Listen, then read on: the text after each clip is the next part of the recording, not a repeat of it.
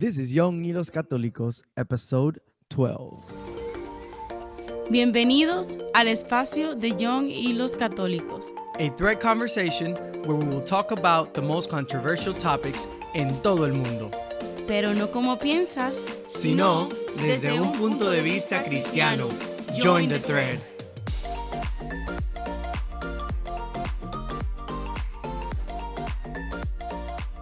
Bienvenidos, buenos días, buenas tardes, buenas noches. From anywhere that you're listening to us, this is your host, Tony Moreno, and I'm here with my co-host, the best, the one and only, Michelle Japa. She told me before the show to not do this, but I did it anyway. Chela, how are you, Chela? Hola, Anthony. Cuéntame algo bueno, como siempre. Hoy no trabajé. Bueno, pues, mira, la vida de los ricos. Wow. No, really. No. So what did you do all day? Fui por ahí a, ¿cómo se en inglés se dice? Ransom errand. Habla al micrófono. Ah. Today me and Chela are in the same room. Diligencias. Diligencias. Okay. You're getting ready for nursing school, aren't you? Yeah. Bueno, para el convento eso te va a servir bien útil. Just saying. Bueno, Tony. Well, everybody, we have a great episode for you guys today. So have you guys ever wondered, you know how big companies like Starbucks, Netflix, what other companies? Other big companies like that support something that things that we don't believe in. That's what today's episode is about. Like, we using their service or buying their products. Are we committing sin to doing that? And that's what we talked today with Father Jonathan. I think it's a great episode, and it's something that not a lot of us are aware of. Do me a favor. If you like this show, if you like what you hear, go ahead and subscribe to this channel wherever you're listening, Spotify, Apple Podcasts, or YouTube. And please follow us on Facebook, Instagram, and Twitter. That's how we grow, and that's how we spread this ministry. Share it with friends and family. Y nada, let's get into el reto de la semana, this week's challenge. So this week's challenge is to use the platforms that we talked about. For example, Netflix, Disney Plus, Hulu, HBO Max. There's Paramount Plus now too, I think it is. Anyways, there is somewhere in those shows, there is like a religious, whether it's a movie, whether it's a documentary, whether it's a TV show. Go, and watch one of those things. We normally use those platforms to watch whatever. So let's focus on this week to watch a religious show. It may change your life for the better, or who knows. So yeah, that will be the challenge of the week. Chela, ¿qué tenemos para el reto de la semana? Se oye el perro ahí en el fondo. That's my dog. Sorry, people. Yeah. La frase de la semana, ¿qué tenemos? Don't forget that the saint is not the person who never falls, but rather the one who never fails to get up again, humbly and with a holy stubbornness. San Jose María Escriba. San Jose María Escriba. I'm going to have to look up that saying. I don't think I know. Interesante. Eso fue el que hace. Okay. Bueno, mis hermanos, lo dejamos con el show, con el Padre Jonathan. Padre Jonathan, bienvenidos al podcast de Young Hilos Católicos. Welcome back, Father. How are you? I'm doing well, sir. How are you doing, Anthony? I'm doing pretty good.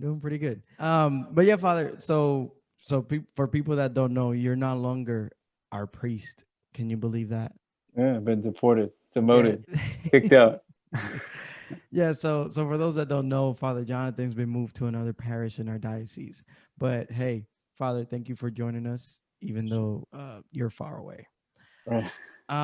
So Father, there's several reasons why I wanted to bring you in for this episode specifically. Number one is because you're young, so you use a lot of the things that we're going to talk about, and obviously your knowledge. I think you're a smart guy. I think so.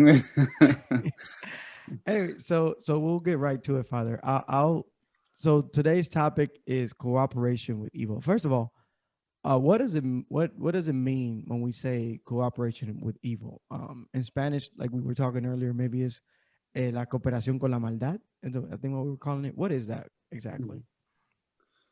I think a lot of people heard that term for the first time this year. I've had a lot of questions about that because when we were talking about la vacuna, the vaccine, for COVID. A lot of people were asking because of the connection that it had with an abortion that was done in the Netherlands back in the 70s. And people were asking, like, how could, if there's any connection at all, how could Catholics take the vaccine?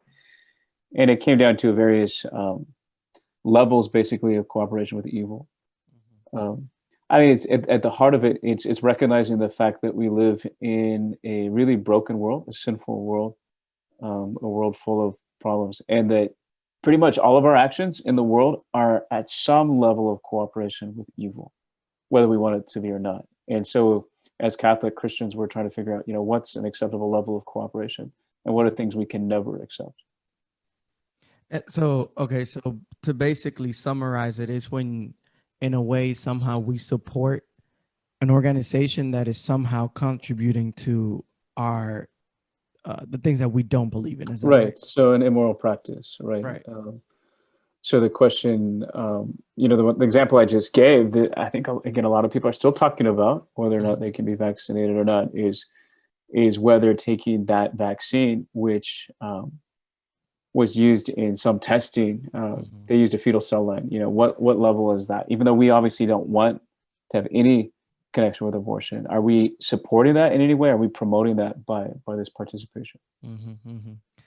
So let me see, just off the top of my head, obviously we talked about the vaccines, other organizations that support, that this topic comes about.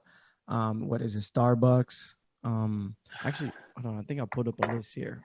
Yeah, I mean, really, again, like, I don't want to sound too negative, but pretty much everything that we do is, you can think about any kind of clothing a lot of times comes from China. And we know China's coercive practices, the way they force, there's a lot of slave labor in China, especially with the Muslims, the Uyghurs. The banana trade, if you eat bananas, a lot of it is exploitation of the poor. Really? I'm sad now. I might. The diamond trade, particularly the way that if you drive like an electric car, especially what they need to make the batteries of like Prius and Teslas, really exploit in a terrible way the African peoples. Well, I actually didn't know about those, honestly. Yeah. I know about the ones that are like, for example, Starbucks, the ones that are around here, Microsoft, things like that. As those. So yeah, I didn't think about those at all. So Father, when does it become a sin to support this type of these type of organizations? Yeah. We talk about in theology, we talk about, of course, the person that's doing the act itself is not us. That's why we talk about cooperation. You're helping them in some way. So we're not the principal agent. If you're ever cooperating with them in such a way that without you, they could not do it, that's always immoral, right? So that's called formal cooperation. Go ahead. Disculpe que lo interrumpa. Yo estaba hablando con Anthony antes de la reunión y él me puso un ejemplo a mí, o algo así, de que si, por ejemplo, vamos a suponer que Starbucks dona a la clínica, disculpe que hable en español, y que yo compro café, yo estoy pagando por mi café. No es que haya, por ejemplo, tengo $1 o que me pregunten, ¿quieres donar a esa clínica? No, sino que yo solamente estoy pagando por mi café. Pero el dueño de Starbucks, de su ganancia, sí dona a la clínica abortiva. Entonces, usted acaba de decir que en algún modo cooperamos, porque si ellos dejan de tener cliente, prácticamente dejan de tener ganancia. Y si no tienen ganancia, entonces no tienen por qué donar. Entonces, yo sé que es una tricky question, pero ¿usted cree que sería inmoral yo comprar café o no? It would depend on that, right? That's what we call material cooperation. So it depends on the level. If the level of support that we're giving them is essential to their business operating, that would be always immoral, completely immoral. If it's minimal, or if it's farther away, right? Maybe someone who's constructing a building for Starbucks, who in turns is donating money to Planned Parenthood, then it becomes permissible much more easily, right? Because it's not your intention. Someone else, if you didn't construct the building, someone else would construct them for it, et cetera, et cetera. But we want, I mean, we should say the la meta, the goal is always to have the least amount of corporate as possible. I know another one, Father, that I ran into last year. I'm not going to say the names, but my company, obviously, if you know me, you will know my company. But my company, their competitor started doing a big parade for Gay Pride. Right. And when I saw that, I remember me saying like, "Oh, I'm glad I'm with this company, not that company." And Yeah. like 2 months later, my company did the Eso. same thing, and I'm like, "Oh," like, I kind of like brought it into a system basically, but it's the same thing. Like if I don't, so what you're saying, Father, is if I don't collaborate directly with that, it's not a sin for me to be part of that company. Does that? Right, exactly. So if the company asked you to say, let's say they're supporting Planned Parenthood, which is probably the most common thing for American companies, they support Planned Parenthood, which has a lot of abortions. If they said, hey, look, we're having a fundraiser for Planned Parenthood, and we'd like all of our employees to give directly to them, you couldn't do that. It'd be immoral, right?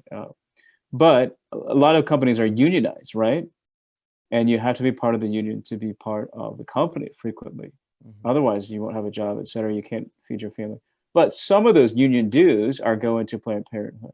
So there would be some level of cooperation on your part, but something that you can't necessarily avoid.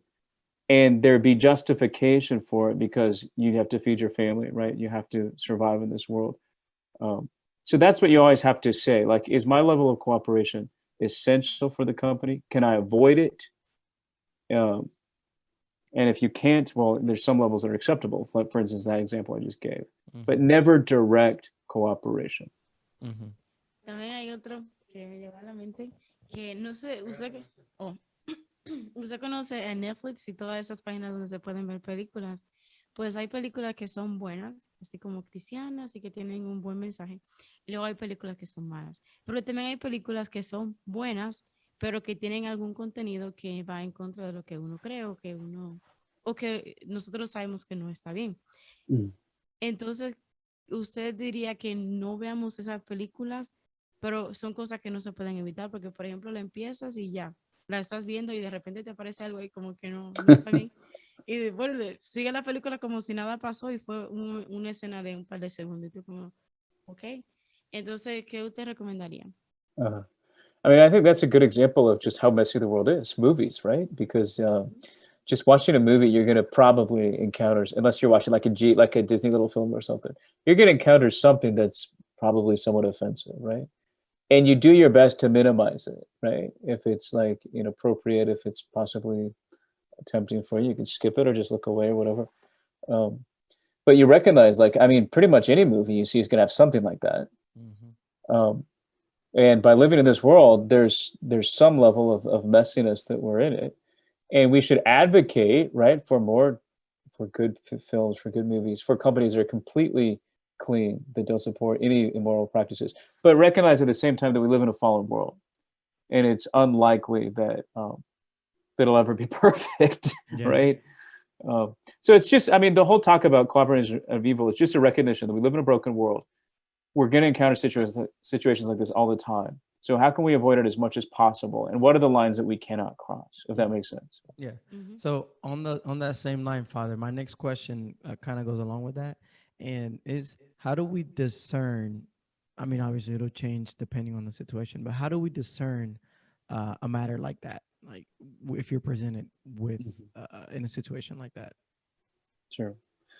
I mean, there's a couple of questions. The first question to know that you um, should ask is like, is this directly supporting evil? Like the example I gave is like, here's a company, we're collecting money for Planned Parenthood. They'd be directly supporting it. Um, and then secondly, if it's not directly, well, how close is it? Is this going to be make much of a difference? Um, my service, like for example, buying a cup of coffee or not buying a cup of coffee isn't going to make a huge bit of difference. If a lot of people did, it would, but generally speaking, it's not going to. Mm-hmm. But investing deeply in Starbucks or something like that, yeah, that's a much bigger thing. Um, the next question to ask would be like if I have questions about it, ask someone like the Vatican always explains it on those those things. Like, for instance, the vaccine was and is really controversial. And so if you're concerned about the level of participation, say what the church says, and what the church says is always going to be right. I mean, in that, because they have the authority of Jesus. And in this case, they said, it was one past abortion. Getting the vaccine is not contributing to abortion. Well, Father Chela, do you have any other questions? Okay, well, Father, see, we kept it short and sweet. Do you have any final comments, Father, that you want to say about this topic specifically? I would say it's a good thing. It's a good thing to be just aware of in our daily life how everything that we do affects those around us, right? It's a reminder. This whole topic is a reminder that everything we do affects those around us, either for good or for evil. And so as believers, it is true. I have a friend, and he doesn't support in any way companies that support Planned Parenthood, so like Nike, AT&T, Verizon, etc. And that's not something that everyone has to do, right? Because it's some level of cooperation that's acceptable, generally speaking. But it's always a witness to me, like, wow, he really does care about like purifying his life of everything that could possibly be contribute to evil. And I think it always humbles me and reminds me of our need to witness. Like, is this really essential, right? I mean, I don't have to have a Starbucks. I could make some coffee, which is a lot better.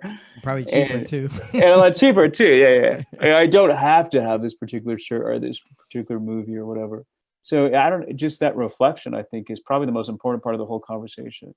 Is, am I witnessing? Am I avoiding the things which could lead myself to evil or to other people to evil, even though I don't want it?